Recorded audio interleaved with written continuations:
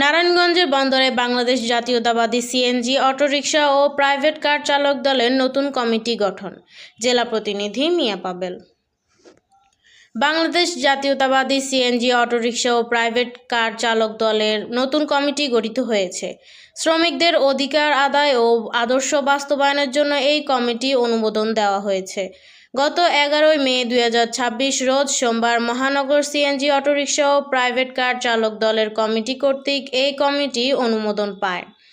কমিটির সদস্যরা হলেন সভাপতি মোহাম্মদ রাসেল, সাধারণ সম্পাদক মোহাম্মদ শাহিন গাজী নীরব, সিনিয়র সহসভাপতি মোহাম্মদ রাশেদ, যুগ্ম সাধারণ সম্পাদক হারুনুর রশিদ সেলিম, সাংগঠনিক সম্পাদক আব্দুল জব্বার। কমিটি ঘোষণার পর নবনির্বাচিত কমিটির উদ্দেশ্যে নারায়ণগঞ্জ মহানগর সিএনজি অটোরিকশা ও প্রাইভেট কার চালক দলের সভাপতি সাইদুর রহমান বলেন, জাতীয়তাবাদী সিএনজি অটোরিকশা প্রাইভেট কার চালক দল নারায়ণগঞ্জ মহানগরের পক্ষ থেকে বন্দর থানা কমিটিকে আজকে অনুমোদন দিলাম। আমরা আশা করি আপনারা দেশ নায়ক তারুণ্যের অহংকার মাননীয় প্রধানমন্ত্রী জনাব তারেক রহমান হাতকে শক্তিশালী করার জন্য মাদক সন্ত্রাস চাঁদাবাজের বিরুদ্ধে কাজ করবেন এবং কোনো রকম যাতে চাঁদাবাজি আমাদের মধ্যে কোনো রকম অন্তঃকুন্দল না হয়, সুশৃঙ্খলভাবে বাংলাদেশ জাতীয়তাবাদী সিএনজি অটোরিকশা প্রাইভেট কার চালক দল যাতে একটা সুশৃঙ্খল সংগঠন, অন্যান্য জাতীয়তাবাদী যে শক্তি আছে তাদেরকে প্রমাণ করে দিবেন আমরা একটা সুসংগঠিত এবং সংঘবদ্ধ শৃঙ্খলাবদ্ধ সংগঠন। এই বলে আমি আমার বক্তব্য শেষ করছি। জি, আসসালামু আলাইকুম।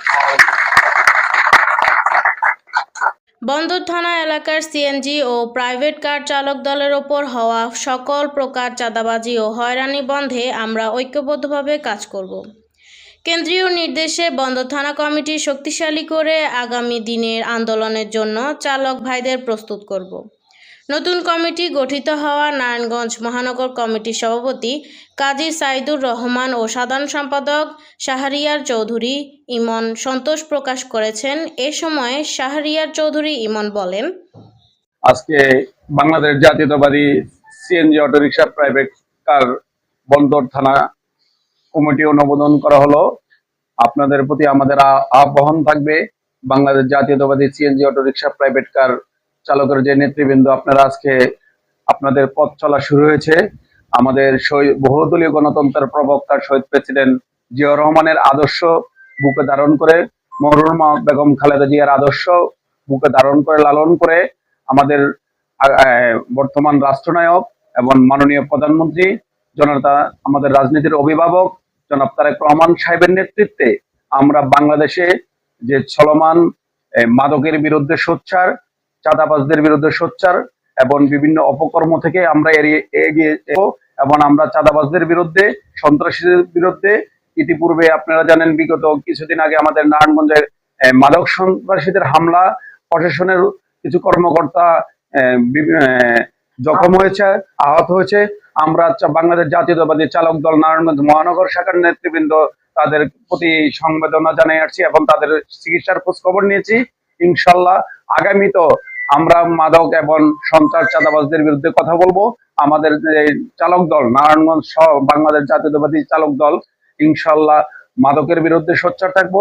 আগামী আমাদের বর্তমান রাষ্ট্রনায়ক জনাব তারেক রহমানের নেতৃত্বে ইনশাল্লাহ আমরা সোচ্চার হয়ে চালক দলের মাধ্যমে রাজনীতি করব, এ বলে ব্যক্ত করলাম। আল্লাহ হাফেজ। বাংলাদেশ জাতীয়তাবাদী চালক দল।